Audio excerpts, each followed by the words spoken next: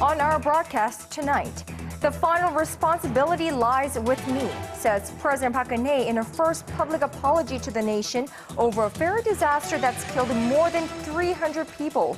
She vows to dismantle the country's Coast Guard and set up a Ministry of National Safety. New data shows the number of those effectively unemployed in Korea is triple the official figure. It's leading the government to seek changes in the way it measures the jobless rate. And Vietnam clamps down on anti-China protests in the wake of deadly rioting over sovereignty in the South China Sea, while Beijing suspends bilateral exchange plans and evacuates its nationals from the Southeast Asian country. Early edition begins now. I see trees of green, red 늘 남편 먼저, I see them 늘 자식 먼저. for me and 레이디 퍼스트라는 말을 믿고 살아온 당신. 오늘만큼은 세상 누구보다 당신이 먼저입니다. 한 분 한 분 특별하게 모시겠습니다. Excellence in Flight, Korean Air.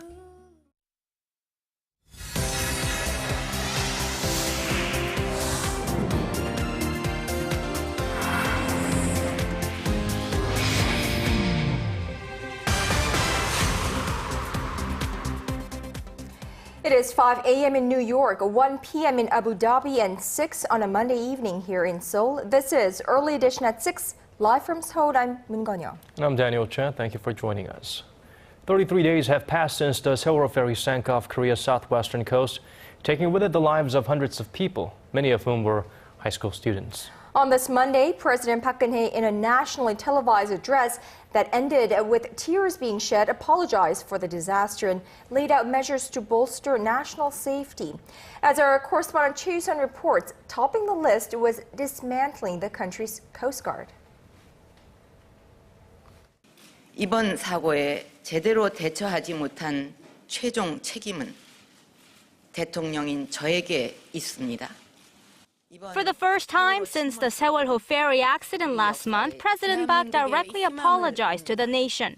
It came amid criticism of her previous apologies, as many people felt she wasn't taking full responsibility as the head of state, saying that the Coast Guard had failed to fulfill its duties in swiftly attending to the passengers of the sinking ferry. President Park said she was dissolving the organization. 국가안전처를 만들어 각 부처에 분산된 안전 관련 조직을 통합하고 지휘 체계를 일원화해서 육상과 해상에서 일어나는 모든 유형의 재난에 현장 중심으로 대응할 수 있는 체제를 만들겠습니다. President Park also talked about cutting off ties between the public sector and private entities.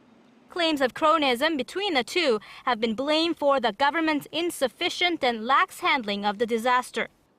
She suggested tripling the number of public organizations and affiliates that are barred from employing retired public employees and extending the period after which retired workers can return to the workforce. Regarding the punishment of those linked to the ferry disaster, the president seemingly took account of what the victims' families requested during a meeting at the presidential office last week. 필요하다면 특검을 해서 모든 진상을 낱낱이 밝혀내고 엄정하게 처벌할 것입니다. 그리고 여야와 민간이 참여하는 진상조사위원회를 포함한 특별법을 만들 것도 제안합니다.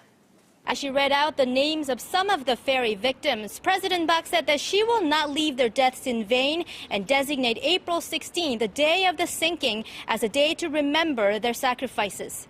Choi Yusun, Arirang News. President Park Geun-hye formally apologized this Monday for a ferry disaster last month that killed more than 300 passengers, mostly school children. She said she would be breaking up the Coast Guard because it had failed in its rescue mission. The president also unveiled a list of measures to overhaul the nation's safety system. Will they prove effective, and how will they impact the president's overall approval rating, as well as the upcoming local elections? For analysis, Robert Kelly joins us live via Skype. He is a professor of political science at Busan National University. Professor Kelly, thank you so much for joining us. Thank you for having me. So the president's apology on national television today, it ended up being a tearful one. Your overall impression in terms of its timing as well as its contents? I thought it was very good. I thought she looked genuinely heartfelt. I think the tears will become an issue of political debate. There will be discussion in the next few days if they were real or not. I don't want to get into that, but I think it came off very heartfelt. She sounded like she really meant it. In the past few weeks, she's been criticized, as we all know, for not seeming like she was empathetic enough to the families. Today, it really looked like she wanted to do some pretty deep root and branch changes in Korean government, which would be required to prevent this from happening again. So to me, she sounded very sincere. I thought it was very good. What about the timing? It came about 33 days on the 34th day since the accident. What's your thoughts on that? Yeah, I think it's because in the first couple of weeks, she just didn't know very much what to do. Yeah, I mean, I think this is really the first major domestic crisis that she's had. She had the spring war crisis last year with the North, but this is the first big sort of disaster domestically. And to be perfectly honest, I'm not sure if she was ready for it. I think for the first couple of weeks, like many people, she just didn't know quite what to say. But of course, she's the president, so she has to say something. And she didn't really. She stumbled. And I think it was really necessary for her to get in front of this politically as well as for the families and for the country generally. She needed to look like she was in charge of the situation, like she was directing the bureaucracy, she was administering this, she was moving the ball forward. And so she had to do a big address with the flag and the whole thing. And this was necessary. Okay, and the president also did lay out a list of measures to overhaul the country's safety system. And of course, topping it, making headlines, is disbanding the country's Coast Guard. Do you think she made the right decision? I was actually surprised to hear about the dismantling of the Coast Guard. I mean, Korea has a long coastline. Korea will need something like a Coast Guard, even if we don't call it the Coast Guard. So my guess is that the assets that are currently in the Coast Guard, the ships, the helicopters, will be rolled into this new safety administration. The best analogy I can think of is something like the Department of Homeland Security, which was created in the United States after 9/11, which sucked up a number of sort of border agencies, including the Coast Guard, into one kind of like super safety administration. To me, that sounds like the paradigm for what Park has in mind now. All right. The president also had proposals to end corrupt ties between regulators and the private sector, basically a bureaucratic personalism, if you will. She also said together with her campaign to root out corruption, her policies will focus on economic reforms and ending irregularities. Now, in your view, did she get her priorities right in her pursuit to transform this country? Yeah, I do. Again, that's one of the reasons why I like the speech. I mean, I'm a political scientist, so for me, I heard the political issues that she discussed. And I think, and sort of my own opinion, I mean, Korea has a corruption issue. Transparency International, the NGO that ranks corruption in countries, ranks Korea 46 out of 177. This is a little high. Actually, it's too high for Korea. And it's important that she came around to this. I mean, I noticed today she said bureaucratic mafia, she said corruption, she said collusion. That takes a lot of guts for a Korean head of state to say that. And she said those things multiple times. She's under pressure from the streets, but she also comes from a conservative coalition that doesn't really want these kinds of things too much, right? If she starts digging around into the bureaucracy for nepotism, some of her friends, some people that are in her coalition are going to take a hit. And so I thought it was gutsy. That's why I like the speech. And she put her finger on, I think, what needs to change. More rule of law, definitely. So the pebble has been cast, and we'll be seeing a lot of ripple effects from here. What will be the political impact from today's presidential address, Robert, particularly on the upcoming June 4th local elections? What should she focus on in her planned cabinet reshuffle? It will help stem the damage, but I have the feeling that this is going to strongly benefit the left, liberal parties in Korea. The left's criticism of Park Geun-hye for a long time has been that she is president because of her father, because of her name, and that she's not actually qualified. She doesn't really belong in the office. She sort of got in there because of who she is. And this was sort of a test of that, whether actually she really is qualified. And she didn't really do very well in the first 2 or 3 weeks, again, which is why you have all the protests and the candlelight vigils and everything else. So I would be amazed if this doesn't move the needle maybe 4 or 5 points, to the left and helps the local parties, the local left-wing parties. All right, Robert E. Kelly, professor of political science at Busan National University. Thank you so much for speaking with us this evening. Thank you for having me. Now, on the investigation front, prosecutors say they're done playing games with the de facto owner of the sunken ferry operator who has so far defied court summons. That's right. A special team tasked with bringing in Yoo Byung-eun by the end of this week is now in place. Our Shin Se-min has the latest developments. Prosecutors looking for the elusive practical owner of the sunken Sewolho ferry say they will make all effort to bring him in by week's end.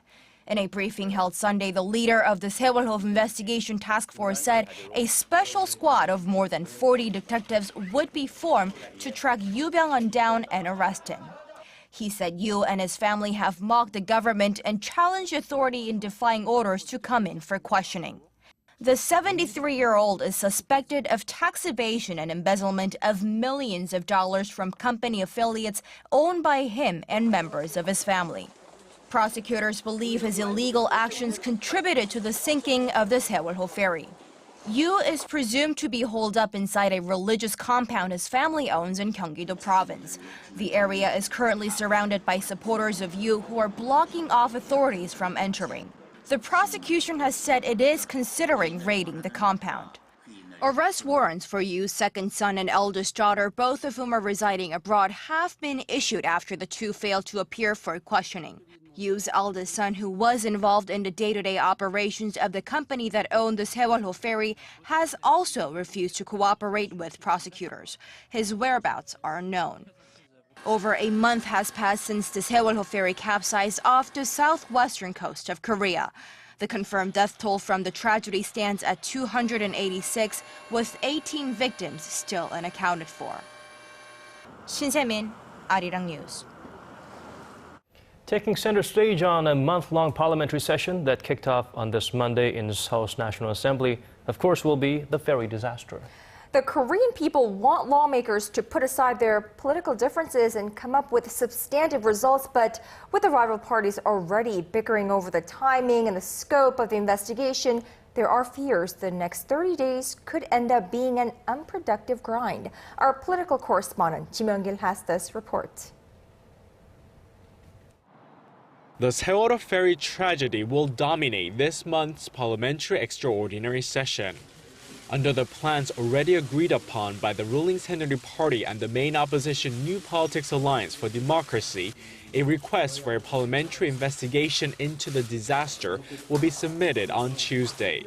It will be followed by a two-day session where lawmakers will grill government officials over the failed response to the nation's worst maritime disaster in decades. But not all related officials will appear. The Oceans Minister and the Coast Guard Chief will not attend the hearings as they have the responsibility of being at the Sewolho ferry accident site. The opposition alliance wants a number of investigations into the tragedy launched immediately. It is calling for a parliamentary probe, a separate independent council investigation, and a parliamentary hearing. The special committee on Sewolho ferry opens today. We must devise measures to help the families of the victims, and we must conduct a parliamentary probe. The National Assembly must accomplish all we need to do. However, the ruling party is likely to approach the issues more cautiously and focus more on follow-up measures and uncovering the cause of the accident. Especially with regard to the special council investigation, the two parties are unlikely to reach a consensus, with the Saenuri Party and New Politics Alliance for Democracy bickering over its timing and scope, as well as the appointment of a special counsel. Both rival parties plan to finalize the details of a special parliamentary investigation into the April ferry disaster on May 27th. Kim Young-gil, Arirang News.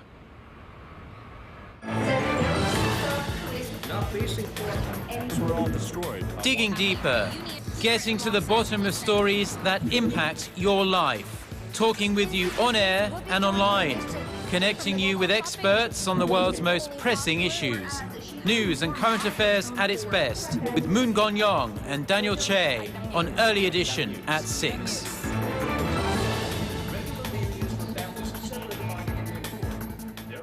South Korea will welcome China's foreign minister for a visit next week. As is often the case when officials from the two countries get together, North Korea will top the agenda. But as our foreign affairs correspondent Hwang Sang-hee reports, also taking center stage will be Chinese President Xi Jinping's visit to Seoul sometime in the near future. Chinese Foreign Minister Wang Yi will visit Seoul next Monday for talks with his South Korean counterpart Yoon Byung-se as the two countries seek to put a stop to North Korea's nuclear ambitions. On top of the agenda will be fine-tuning the details of Chinese President Xi Jinping's visit to Seoul. Xi is expected to make his first trip to South Korea since becoming president in the coming months. Although a specific date has not been set, South Korean government officials say the summit may take place in the first half of this year. Another pending issue on the table will be the possibility of a fourth nuclear test by North Korea.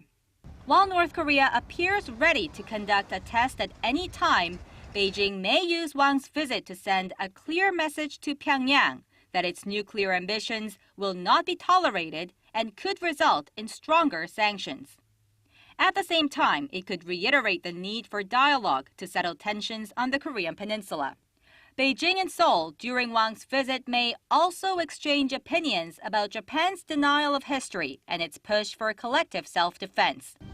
Both nations, major victims of Tokyo's past militarism, have voiced concerns over the Abe administration's pursuit to revise its pacifist constitution without fully recognizing the country's wartime atrocities. The revision would allow Japan to come to the defense of an ally under attack, a revival of bitter World War II memories for the two nations. During his two-day stay, the Chinese diplomat is also scheduled to visit with President Park Geun-hye and Presidential Security Advisor Kim Jang-soo. Hwang Sang-hee, Arirang News. Also sitting down for talks later this month, but in Singapore, will be the defense chiefs of South Korea, the U.S., and Japan. And topping their agenda will also be North Korea, its nuclear and missile programs. South Korea's defense ministry announced this Monday that Kim Gwon-jin, Chuck Hagel, and Itsunori Onodera will meet on May 31st on the sidelines of the 13th Asia Security Summit. Although the details of the meeting are to be finalized sometime next week, the North Korea threat will top the agenda, especially with the looming nuclear test by the reclusive state. The sharing of military intelligence will also likely be on the table, as Seoul has been pushing for the three sides to sign an MOU on the matter. The trilateral defense meeting has been held every year since 2009. Over in Vietnam, there was an exodus of Chinese citizens over the weekend following days of deadly anti-China rioting there. Beijing says it will suspend bilateral exchange plans with Hanoi and also announced plans to evacuate more of its nationals from the Southeast Asian country. Here's our Kim Ji-yeon with this story in development. China is demanding Vietnam to do more to protect Chinese nationals amid anti-China protests in Vietnam, sparked by an oil rig in disputed waters in the South China Sea. Beijing is urging Hanoi to take tougher measures to quell the violence. It evacuated thousands of Chinese nationals from Vietnam following the attacks that killed at least 2 people and injured dozens. China has reportedly sent 2 charter flights and 5 ships to the region. We sent our best crewmen to Vietnam for the evacuation. A country heavily reliant on foreign investment, the Vietnamese government has called for an end to the protests. Businesses and workers affected by the unrest have criticized the local authorities for their lax response, accusing the police of arriving too late or in insufficient numbers. Vietnamese police have a reputation of blocking such demonstrations before they can take place. Anger spread and protests of hundreds took to the streets of Vietnam's major cities after a state-run energy firm from China towed an oil rig in waters claimed by both China and Vietnam. This recent spat is the worst since a border dispute between the two countries in 1979. Kim Ji-yeon, Arirang News. Following her emotional televised address earlier this morning, President Park has just departed for a 2-day visit to the United Arab Emirates. During the 40-hour-long trip, she will attend a ceremony to celebrate the installation of a multi-billion-dollar nuclear reactor that Korea hopes it will open the door to other mega deals. Our Na Young-kyung has this report. Despite criticism about the timing of the trip, President Park is squeezing in a short 2-day visit to the United Arab Emirates starting Monday. It goes to show just how important she and the government regard the joint project in the Arab country. A 1,400-megawatt light water reactor built with Korean technology will be installed in Baraka, west of Abu Dhabi, and President Park will attend a ceremony celebrating the installation of the reactor, which is part of an estimated $40 billion bid Korea won in 2009. The deal includes the construction of 4 nuclear units in the region by the year 2020. Approximately 1,600 Korean workers are currently at the construction site in Baraka, and depending on the progress, Korea is said to be receiving up to nearly $300 million per month from the UAE.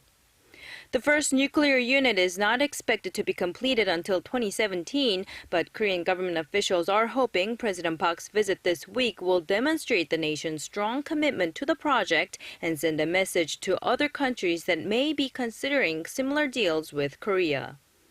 Saudi Arabia, for example, is looking to generate up to 20% of its electricity needs through nuclear energy by 2030. It plans to do so by building a total of 16 nuclear units by the year 2032, with the goal of having the first reactor online in 7 years' time. Vietnam is also looking for a contractor for building nuclear power plants, and with winners of both bids expected to be decided by the end of this year, the state-run Korea Electric Power Corporation is pulling out all the stops to make sure the deals are brought to Seoul. 나현경, Arirang News. Let's talk numbers now. Korea's unemployment rate officially stands at 3.9%, which is an enviable figure compared to many other countries around the world. In reality, however, that figure is very far off the mark. Our Hwang Ji-hye tells us what is behind the discrepancy and what the government is doing to address it. The latest version of Korea's jobs data shows that slightly over 1 million people are unemployed, but the data doesn't tell the whole story. Economists look past the official jobless rate to a so-called actual unemployment rate that includes those who are underemployed or discouraged from finding a job. Taking them into account, the actual jobless bracket included over 3 million individuals in April, more than 3 times the government's official figure. Statistics Korea, which compiles the jobs data, counts only those who don't have a job despite their efforts to get one. The nation's announced unemployment rate stood at 3.9% last month, but the actual jobless rate was 11%. Experts say the current method of counting the unemployed is too narrow and does not provide a real picture of the labor market conditions. In response to the criticism, the Statistics Agency plans to release a new set of data in November which provide jobless figures based on international standards, which include the underemployed and the discouraged. It said the extra data would give a more accurate explanation of the nation's job market. Hwang Ji, Arirang News.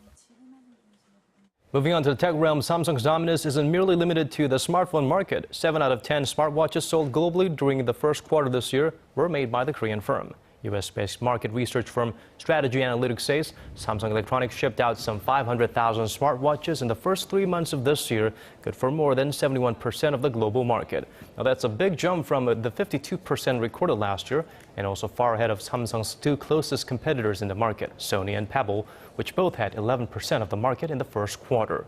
Strategy Analytics said the only possible threat to Samsung's dominance is Apple's iWatch, which is set to hit the market later this year. It was a rather warm day across the nation today. Well, let's get a check on the weather with our Michelle Park standing by. Michelle? Well, it was a perfect day today with partly cloudy skies. However, we are expecting a bit of rain tomorrow in the southern region, which will bring down the highs, while the rest of the nation can expect another warm day. Now, aside from the sunny weather, we had a dry weather advisory continues to be effective in the eastern parts of the country, and watch out for the UV levels as they are expected to be high. Now, going over to our temperature readings, so we'll start off the morning at 15 before reaching up to 27 in the afternoon. Meanwhile, the southern cities such as Daegu and Busan will peak up to 24 and 21 degrees. Now moving over to other regions, Jeju Island tops out at 21, Dokdo at 22, while Mankumgang tops out at 16. Now as for Jindo near the Sero Ferry accident site, the skies are clear with winds and tides both very calm, and we have entered into another neap tide period, which is when the tides are the slowest. Now, however, the speed seems not to be slowing down yet, with the speed at 2.0 6.7 meters per second. Now that's all I have for today. I'm Michelle Park, and back to you guys. Thank you for that, Michelle. And that brings us to the end of our newscast. Thank you for watching. For our viewers in Korea, have a wonderful rest of the evening. This has been Daniel Che. And I'm Moon Gan-young. To those of you in other parts of the world, have a great start to your day, and we hope to see you right back here same time tomorrow. Take care.